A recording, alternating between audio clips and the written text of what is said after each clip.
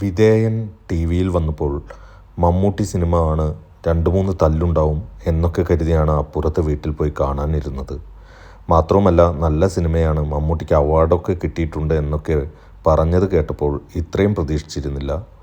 ഒരു അന്തവും കുന്തവും ഇല്ലാത്ത കാലത്ത് ഒന്നും മനസ്സിലാവാതെ എണീറ്റ് പോയാലോ എന്ന് തോന്നി. പക്ഷേ കുറച്ചുകൂടി ബോധം വെച്ചപ്പോൾ ആ സിനിമ വീണ്ടും കാണണമെന്ന് തോന്നി. അങ്ങനെ കണ്ടപ്പോഴാണ് ആ സിനിമയിലെ ക്ലാസ് മനസ്സിലായത്. സക്കറിയയുടെ ഭാസ്കര പട്ടേലരും എൻ്റെ ജീവിതവും എന്ന നോവലിനെ ആസ്പദമാക്കിയാണ് സാക്ഷാൽ അടൂർ ഗോപാലകൃഷ്ണൻ തിരക്കഥ ഒരുക്കിയത്. അദ്ദേഹം അണുവിട വ്യതിചലിക്കാതെ സംവിധാനവും ചെയ്തിട്ടുണ്ട്. ആരും ആ കാലത്ത് സ്വീകരിക്കാൻ മടിക്കുന്ന പട്ടേലരായി മമ്മൂക്ക തകർത്ത് അഭിനയിച്ചിട്ടുണ്ട്. മമ്മൂട്ടിക്ക് നാഷണൽ അവാർഡ് സമ്മാനിച്ച അഭിനയം. എന്നാൽ മമ്മൂട്ടിയുടെ അടിമയായ തൊമ്മിയായി ഗോപകുമാറും നന്നായി ചെയ്തിട്ടുണ്ട്. സ്ത്രീകൾക്ക് ഒരു പ്രാധാന്യവും നൽകാത്ത, അവരെ ലൈംഗിക ഉപകരണം മാത്രമായി കാണുന്ന പട്ടേലർമാർ ഇന്നും ഉണ്ടെന്നുള്ളത് ഈ കാലത്തും ഒരു ആവർത്തന കാഴ്ചയ്ക്ക് സിനിമ പ്രേരിപ്പിക്കുന്നുണ്ട്.